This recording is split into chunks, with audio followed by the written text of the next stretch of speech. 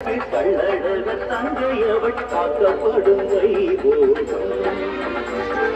இன்னும் என்ன நானும் மனசொடியாய் இந்த அலை நோங்குது வைகை நதியாய் இன்னும் என்ன நானும் மாலை கொடியாய் இந்த அலை நோங்குது வைகை நதியாய் சுத்தனுடன் நாடகமா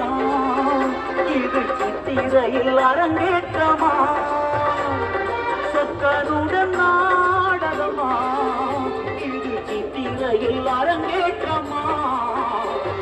தென்பாண்டி பேரழகி தெழு தமிழ் சொல்லழகி மீனாட்சி கல்யாணம்